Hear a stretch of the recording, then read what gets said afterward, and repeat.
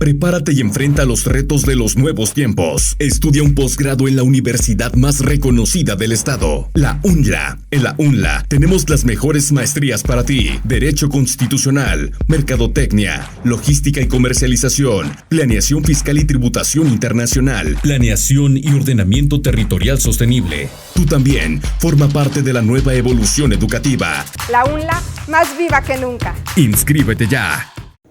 Hola, bienvenido y bienvenida. Soy Domingo Ruiz, soy profesor de la Maestría en Planeación Fiscal y Tributación Internacional, y hoy vamos a estar platicando sobre algunos temas que son muy importantes en la operación del derecho tributario, en la aplicación del derecho tributario. Y a lo que me voy a referir son a los problemas de prueba que están existiendo en los procedimientos tributarios. Dentro de la Maestría en Planeación Fiscal y Tributación Internacional hay un pilar muy importante que es entender el derecho tributario en dos vertientes: su parte sustantiva y su parte procesal. Justo es la materia que está a mi cargo en la maestría, en esta asignatura que es pues, de carácter, digamos, introductorio. Lo que hacemos es eso, fijar las bases para entender el derecho tributario y después para aplicarlo. En su vertiente sustantiva, lo que vemos son los procedimientos. Y dentro de estos procedimientos hay distintos problemas que van sucediendo en la relación de los contribuyentes con las autoridades fiscales. Particularmente hoy me voy a referir a aquellos problemas que van surgiendo cuando la autoridad ejerce facultades de comprobación, ya sea para verificar que los contribuyentes han cumplido bien con sus obligaciones fiscales, o bien que es verdad que tienen el derecho, por ejemplo, a que les devuelvan saldos a favor de un impuesto que están solicitando en devolución, típicamente el IVA, el impuesto al valor agregado. Y lo que hace la autoridad es desplegar algunas facultades: una visita domiciliaria, una revisión de gabinete o una revisión electrónica, aunque es verdad que a partir de la reforma que sufrió el artículo 134 del Código Fiscal de la Federación en su fracción primera, que establece la preferencia de notificar a los contribuyentes a través de buzón tributario, las autoridades lo que han hecho es dejar de practicar revisiones electrónicas para hacer un híbrido, que son revisiones de gabinete, pero a través del buzón tributario. Esto es, en lugar de ir al domicilio del contribuyente a notificarle en un papel, le notifican por buzón tributario, pero el contribuyente tiene que ir a las oficinas de la autoridad fiscal a presentar sus documentos, sus escritos, sus pruebas en papelito y con su mano. Es un híbrido. En una visita domiciliaria, la autoridad fiscal viene al domicilio del contribuyente y ahí es que le está requiriendo documentos, información, para verificar que ha cumplido bien con sus obligaciones fiscales. Esto quiere decir que la autoridad fiscal lo que va a estar haciendo es requerir elementos, requerir pruebas a los contribuyentes. Hombre, a ver, tú me estás diciendo que has recibido una cantidad, 10 millones de pesos, como aportación a capital de los socios. Yo lo que te voy a pedir, contribuyente, es que me demuestres que es verdad que los socios han aportado aquellos 10 millones de pesos a capital. Contribuyente, tú me has dicho que has adquirido materiales para construir un puente y tienes algunos comprobantes fiscales, algunas facturas que amparan esas operaciones. Pero la autoridad fiscal lo que va a hacer es estar requiriendo mayores elementos para demostrar que es verdad que se llevó a cabo esa operación. Esos son los problemas de materialidad. A partir de la reforma que sufrió el Código Fiscal de la Federación en 2014, el artículo 69b de Código, lo que hace la autoridad fiscal es estar cuestionando siempre la materialidad de las operaciones. La autoridad duda que es verdad que el contribuyente llevó a cabo la operación. ¿Y por qué duda? Pues porque en este país empezó un deporte nacional que era comprar facturas, ¿no? Sí es verdad que muchas empresas y contribuyentes estaban simulando operaciones para deducir ciertos gastos, para acreditarte cierto IVA, que en el fondo no era verdad que habían hecho la operación. Pero ahora la autoridad se puso unos lentes para pensar que todos los contribuyentes hacen operaciones sin sustancia. Segunda cuestión. Tenemos un artículo 5A en el Código Fiscal de la Federación que permite a la autoridad cuestionar la razón de negocio que hay en algunas operaciones. Y básicamente, al implementar este artículo, que al día de hoy no se ha implementado, Lo que el contribuyente va a tener que demostrar es el beneficio económico razonablemente esperado, el famoso BERE, beneficio económico razonablemente esperado. ¿Y cómo va a demostrar? Con pruebas. ¿Cuáles son los problemas de pruebas que los contribuyentes se van enfrentando en los procedimientos tributarios? Que la autoridad generalmente le va a decir que no tiene valor probatorio pleno aquellos documentos que presentó. ¿Por qué? Porque son documentales privados. Un contribuyente presenta un contrato, presenta una cotización, presenta unas órdenes de compra, presenta unos controles de inventarios, presenta correos electrónicos, y la autoridad lo que le va a decir es que cada uno de estos elementos son documentos privados, que no tienen valor probatorio pleno. ¿Qué va a hacer ese contribuyente entonces para demostrarle a la autoridad que es verdad lo que llevó a cabo? Otro tipo de problemas. Tengo un documento público, tengo una escritura pública, en la cual celebramos un contrato de préstamo, la empresa con sus socios. Le exhibo a la autoridad la escritura pública y la autoridad me va a decir que ese documento solamente demuestra que el socio y la empresa se puso de acuerdo en prestar un dinero, pero no que efectivamente se lo haya prestado. Son problemas de prueba. Y esto que estoy platicando se comienza a percibir como absurdo, ¿no? Si nunca va a tener valor probatorio pleno, entonces, ¿qué voy a hacer? ¿Qué alternativas tengo frente a mí? Saber derecho probatorio, esa es la alternativa. Por un asunto bien importante. Desde que la segunda sala de la Corte, en aquel julio del 2012, estableció el criterio de interpretación del artículo 1 de la Ley Federal de Procedimiento Contencioso Administrativo, donde dice, a ver, es verdad que este artículo establece un principio de litis abierta. Cuando un contribuyente interpuso un recurso de revocación o un recurso administrativo, es verdad que cuando llegue a juicio puede ofrecer más pruebas, más documentos, más argumentos, pero no más pruebas. Lo que dijo la jurisprudencia a partir de 2012 es que el contribuyente solamente tiene derecho a argumentar, pero no a presentar más elementos de prueba. Cuando llego al juicio contencioso administrativo, no puedo presentar más pruebas de aquellas que les aporté a la autoridad. Quiere decir, por lo tanto, que el derecho probatorio se hace importantísimo en los procedimientos de comprobación con la autoridad. Si yo no le presenté pruebas a la autoridad, no las voy a poder llevar al tribunal y ahí sí voy a tener un problema serio. ¿Por qué? Hombre, si la autoridad en sus facultades de comprobación me está diciendo que mis pruebas no valen, vamos a concluir con una resolución que me va a determinar un crédito fiscal. Voy a ir al tribunal. ¿Con qué? ¿Con pura saliva? Pues no, con pruebas. ¿Qué pruebas? Las que le presenté a la autoridad. Hombre, pero es que me dijo que no valían. No quiere decir que la autoridad tenga razón. Quiere decir que le voy a tener que argumentar al tribunal, que razonar cuál es el valor y alcance de mis pruebas. Por lo tanto, el derecho de prueba se hace muy importante en los procedimientos tributarios. Lo que quiero decir con mucha claridad es que las pruebas que yo le presento a la autoridad tienen dos propósitos. Uno, convencerla, pero ya sabemos que es probable que no la voy a convencer. Establecer los fundamentos de mi defensa ante un tribunal. Eso es lo que voy a hacer. Y para ello tenemos las pruebas.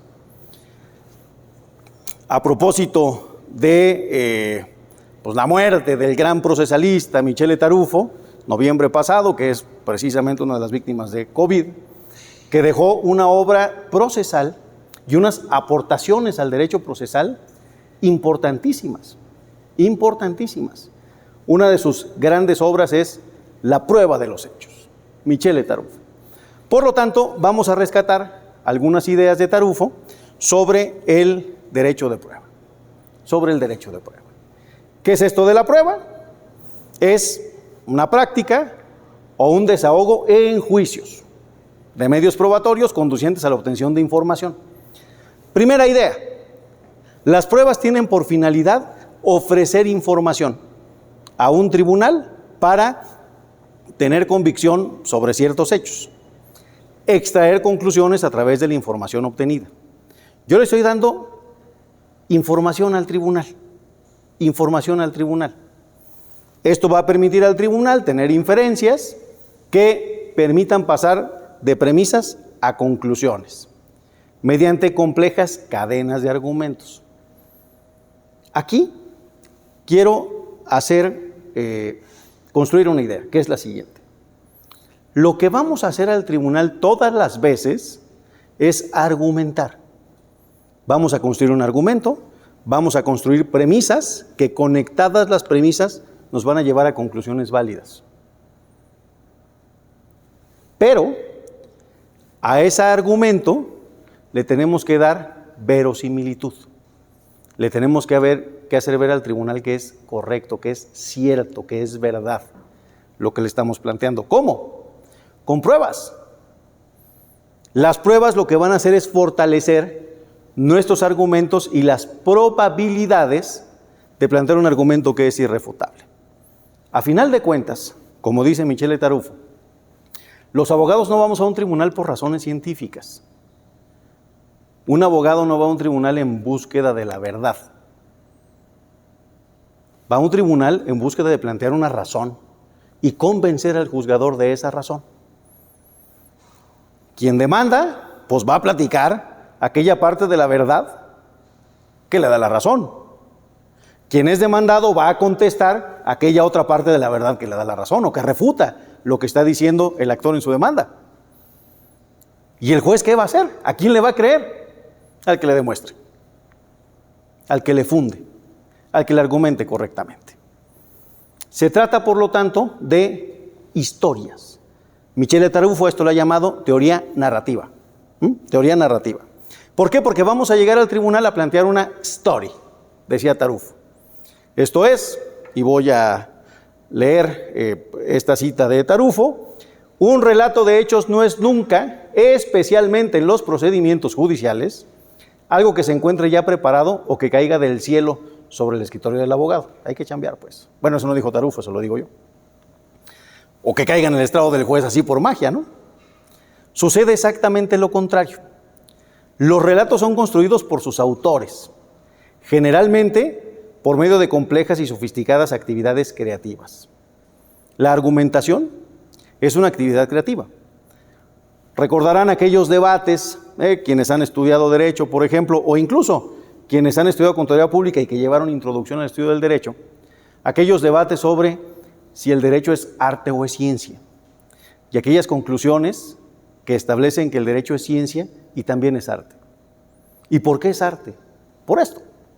Es una actividad creativa que vamos a expresar de manera escrita. No quiere decir que es una función literaria, pero es casi una función literaria. Estamos platicando una historia y estamos tratando de convencer. Más en un sistema mexicano que todo se presenta por escrito, salvo en el juicio de resolución exclusiva de fondo, que hay unas fases orales, pero la demanda es escrita. Esta construcción no es solamente una descripción pasiva o abstracta y neutral de los hechos. Las historias construyen los hechos que son narrados. Vamos a construir historias y a construir hechos que vamos a narrar al tribunal. En algún sentido, por lo tanto, la construcción de una historia por su autor es también la construcción de los hechos que el autor narra. En clase debatimos con frecuencia y yo hago mucho énfasis a los grupos que los hechos que vas a narrar ante un tribunal son solamente aquellos que van a conducir a construir tu historia. Hay que ser minimalistas, pues. Plantear solamente aquellos hechos que construyen tu historia, ningunos otros. ¿Cuáles van a ser? Los que construyan con convicción. El autor, en otras palabras, construye su versión de los hechos. Por eso es que el abogado no va al tribunal por una razón científica, no va en búsqueda de la verdad. El tribunal quiere saber la verdad y el abogado va a plantear su versión de los hechos. No porque es una distorsión, no porque esté mintiendo, no porque esté faltando a la verdad, sino porque le va a acercar al tribunal aquellas piezas de la realidad que le dan la razón. Y el otro abogado pues va a hacer lo contrario, ¿no? Aquellas piezas de la realidad que contradicen la razón que está sosteniendo el primero de los abogados, el que presentó una demanda. Al construir su historia, en verdad el autor da forma a la realidad. Entonces, imaginemos que planteamos una historia hermosa ante el tribunal. Leemos una demanda que está clarísima, que los puntos en conflicto están absolutamente claros, pero ahora hace falta verosimilitud. ¿Cómo va a ser verosímil esa historia? Con pruebas. Con pruebas. ¿Cuál es el objeto de la prueba, por lo tanto? Las circunstancias de los casos concretos. Ya hice enunciados, ya platiqué historias en mi demanda, ahora lo voy a demostrar. ¿De qué se trata? Conductas, estado de cosas, atributos, calidades. En los problemas que planteaba hace un rato, los problemas de materialidad se derrotan con pruebas. Si la autoridad está diciendo que no es verdad que yo celebré un contrato de maquila, yo siendo dueño del know-how, yo siendo dueño de los diseños industriales, yo siendo dueño del canal o yo teniendo el canal de comercialización, hago un contrato de maquila para que alguien muy bueno en fabricar. Yo no soy bueno en fabricar. Yo soy bueno en diseñar y yo soy bueno en vender, pero no en fabricar. Alguien bueno en fabricar, le doy mis diseños, le doy las materias primas, fabrica zapatos y me entrega zapatos hechos. Y la autoridad me dice que no es cierto, que estoy simulando ese contrato, que no es verdad, que nunca contraté a un maquilador. Ese problema, ¿cómo se derrota? Pues con pruebas. Con pruebas. Los contratos, las órdenes de compra. Y además, con sentido común. En este problema que les platico, que es un caso real, pues una cosa que le dijimos a la autoridad es, pues aquí hay dos, bueno, no se lo dijimos así, pero aquí se los voy a platicar. Aquí hay dos opciones.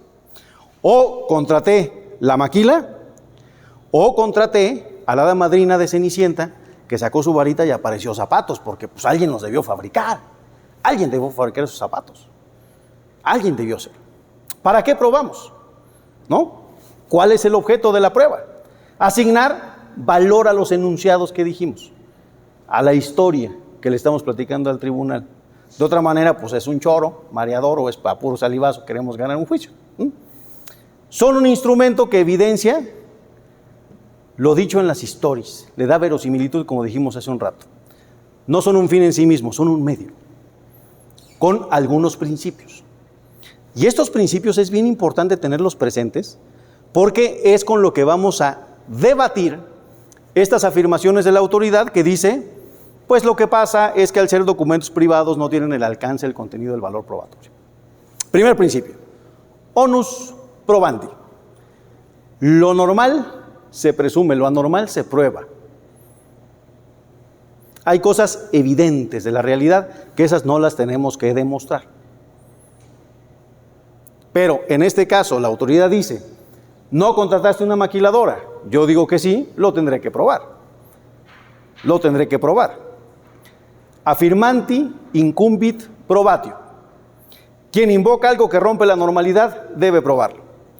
Y aquí tenemos un problemita. ¿Por qué? ¿Qué pruebas tiene la autoridad? Ninguna. Ninguna. ¿Con qué juega la autoridad? Con las cargas probatorias.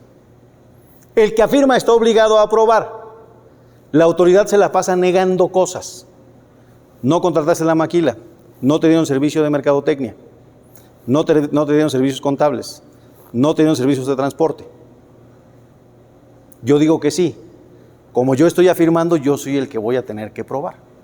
Con un principio que se conoce como igualdad de armas, que es la facilidad probatoria.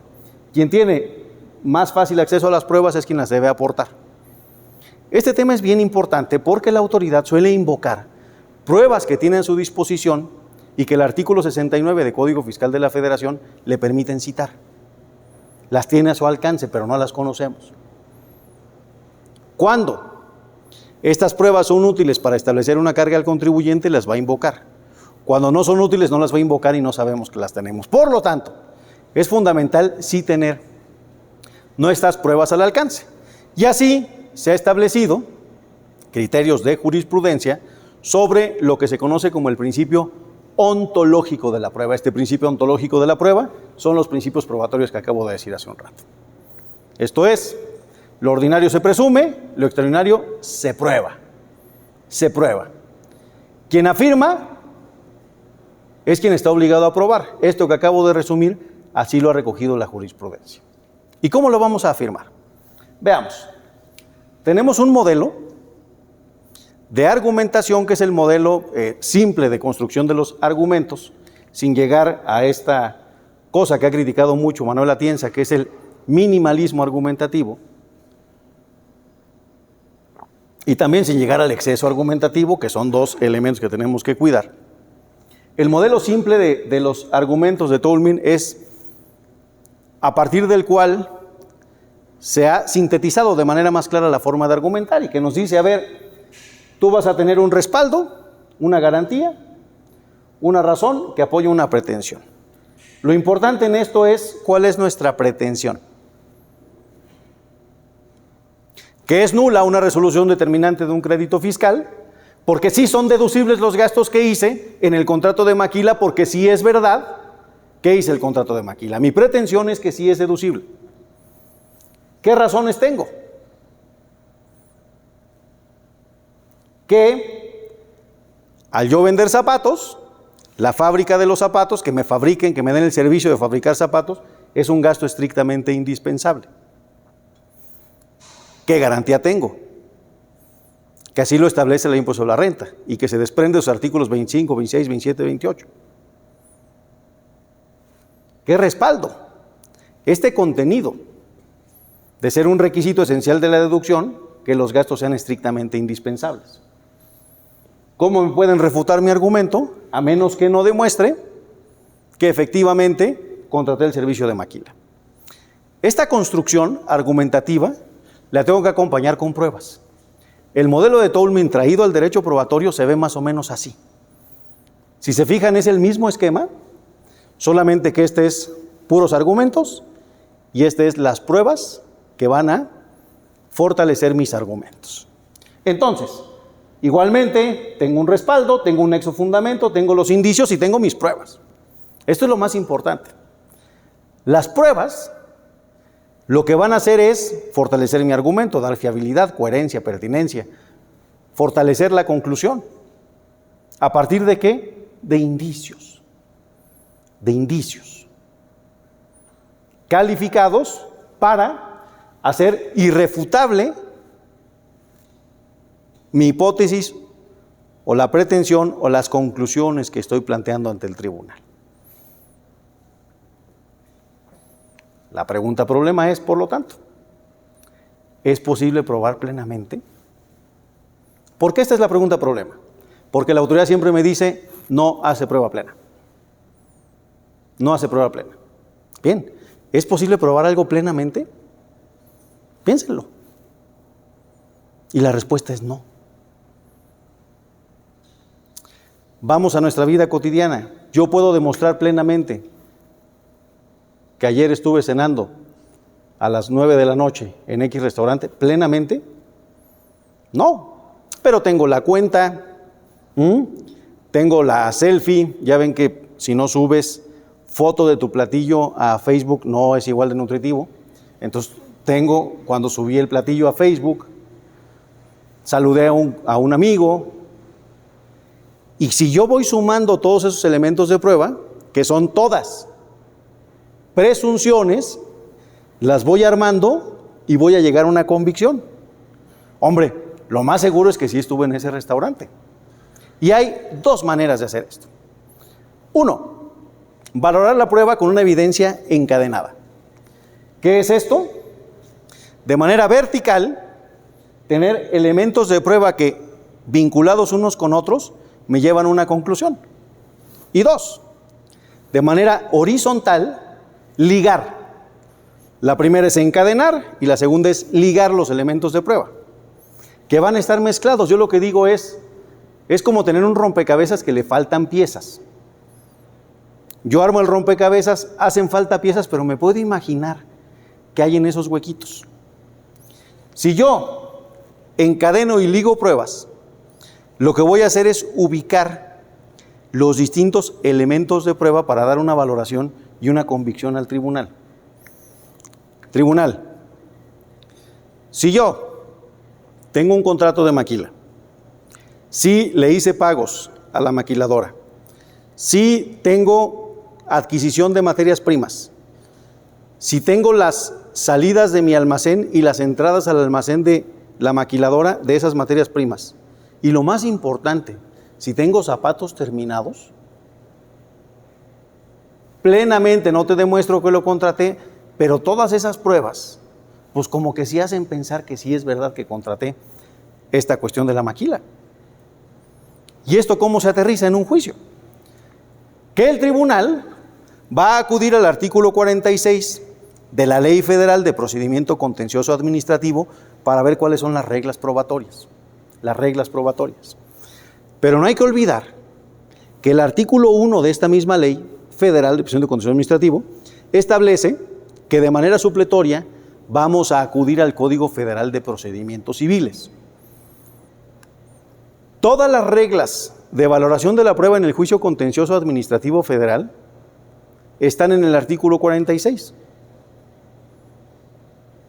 Incompletas. Siempre tendremos que acudir, por lo tanto, al Código Federal de Procedimientos Civiles.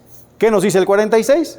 ¿Qué cosa se prueba plena? Confesión de las partes, presunciones legales que no emiten prueba en contrario, hechos afirmados por la autoridad en documentos públicos, bien importante ver las actas de visita, qué dijo la autoridad, qué afirmaciones, etcétera, al momento de resolver qué nos está afirmando la autoridad, porque a veces nos da y nos va aportando valores de prueba. Nos va aportando valores de prueba. Solamente que la autoridad nunca las encadena, ni las liga. Las ve por separado. Muy importante. Si la autoridad por separado ya le dio cierto valor a cada prueba y me dijo que son insuficientes, ya me hizo la mitad de la chamba, porque yo sí las voy a ligar y encadenar ante el tribunal. Todo lo demás es de libre valoración. Por lo tanto, tendré que acudir al artículo 197 del Código Federal de Procedimientos Civiles para saber cómo el tribunal va a tener que valorar las pruebas. Y aquí hay un principio de contradicción. Contradicción de la prueba. Y nos dice algo bien importante, que el tribunal va a valorar las pruebas unas frente a otras. Mis pruebas contra las pruebas que aportó mi contraparte. ¿Se acuerdan que hace un rato les dije que la autoridad fiscal nunca aporta pruebas? ¿Qué va a hacer el tribunal? Valorar mis pruebas frente a cuáles? Frente a ningunas. Frente a negaciones de la autoridad fiscal. ¿Qué nos tenemos que asegurar? Que tengan cierto valor probatorio los elementos de convicción que yo le di al tribunal. ¿Por qué? Porque son indicios. Son indicios. Este criterio, que es de la primera sección de la Sala Superior del Tribunal Federal de Justicia Administrativa, así nos lo establece. Su aplicación y operatividad en el juicio contencioso administrativo de la prueba indiciaria, de acuerdo con el 197 del Código Federal de Procedimientos Civiles, aplicado supletoriamente a la Ley Federal de Procedimiento Contencioso Administrativo. Donde básicamente dice, a ver, surge a la vida jurídica lo que se denomina prueba indiciaria, misma que parte de la base de que no existe prueba directa de un hecho que precisa ser acreditado. Fíjense, bien importante. El tribunal está diciendo que nunca se puede demostrar plenamente un hecho. Pues porque es verdad. Por eso es a partir de indicios. Y estos indicios tienen un valor. Tienen un valor. Bien importante tener presente este criterio de la prueba indiciaria.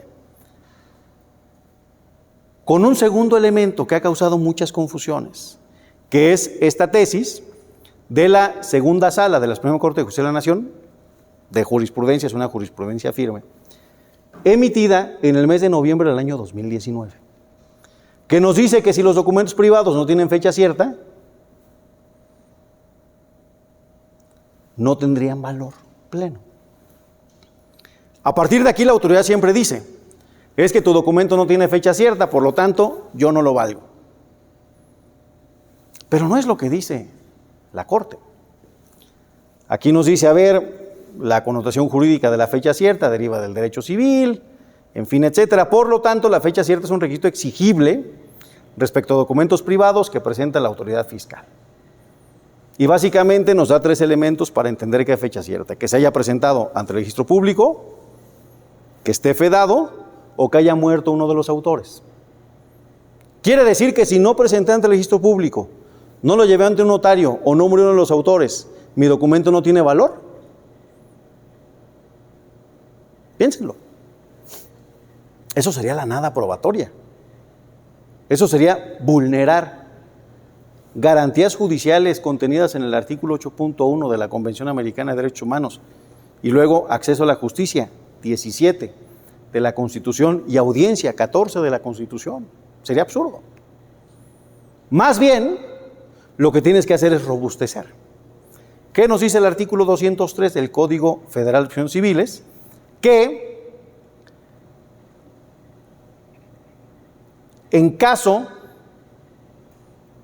de que no hagan prueba plena los documentos, la verdad de su contenido, y me estoy refiriendo a la última afirmación del primer párrafo de este artículo 203, la verdad de su contenido debe demostrarse por otras pruebas. Si no tengo fecha cierta, quiere decir que tendré que acompañar otras pruebas a mi contrato para fortalecerlo, pero no quiere decir que no valga. Y más aún, en el mundo digital, en la cuarta revolución industrial en la que nos encontramos, transformación digital de la economía, el documento electrónico se hace muy importante. Y el documento electrónico no sigue las reglas de fecha cierta ni sigue las reglas de las pruebas documentales físicas en papel. El documento electrónico más bien tiene una trazabilidad, con algo bien importante. La tecnología no se corrompe. No puedes ir a convencer a unos testigos de que digan cosas, así como a un ser humano lo puedes convencer de que diga cosas falsas, esa trazabilidad tecnológica pues no se puede alterar. Por lo tanto, puedo aportar pruebas electrónicas para fortalecer mis documentos y en caso de duda, ofrecerla como prueba pericial. Una prueba pericial electrónica, digital, que demuestre la verosimilitud del documento que estoy planteando y que la jurisprudencia, en este caso también de la segunda sección de la Sala Superior del Tribunal Federal de Justicia Administrativa, nos da 6 requisitos y nos dice, primer requisito, debe ser idóneo el perito que está rindiendo esa prueba. Un ingeniero informático, un desarrollador de software, qué sé yo. Segundo, tiempo y forma del dictamen. En cuanto que sea oportuno su presentación y que desahogue las cuestiones planteadas por las partes. Hay que recordar que en el juicio contencioso administrativo lo que hacemos es hacer un cuestionario a los peritos para que lo contesten. Tercero, ¿qué metodología llevó a cabo el perito para llegar a sus conclusiones? Cuarto, el estándar que rige esa especialidad.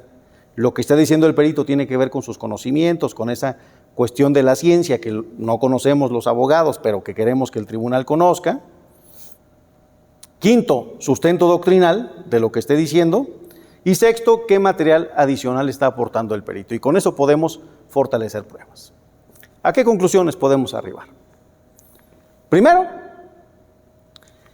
que yo voy a plantear razones ante un tribunal, voy a argumentar sobre esas razones y las pruebas tienen que ver con esas razones que llevan a las conclusiones. Las razones se van a argumentar, ponderar, precisar, valorar. Es necesario argumentar, por lo tanto, con precisión sobre el sistema probatorio. Los alegatos son bien importantes para decirle al tribunal cuál fue el valor de cada prueba. Plenamente hay poco o nada que demostrar. Por lo tanto, hay que expresar muy bien este sistema probatorio de indicios para llegar a conclusiones que resulten irrefutables. De esta manera, construimos el Estado de Derecho. De esta manera, hacemos viables los derechos de los contribuyentes ante un tribunal y de esta manera podemos aportar desarrollo a los contribuyentes a través de reivindicar sus derechos y obtener justicia ante un tribunal. Son de los temas que platicamos durante la maestría en Planeación Fiscal y Tributación Internacional, concretamente en la materia de Derecho Fiscal que está a mi cargo. Espero verlos.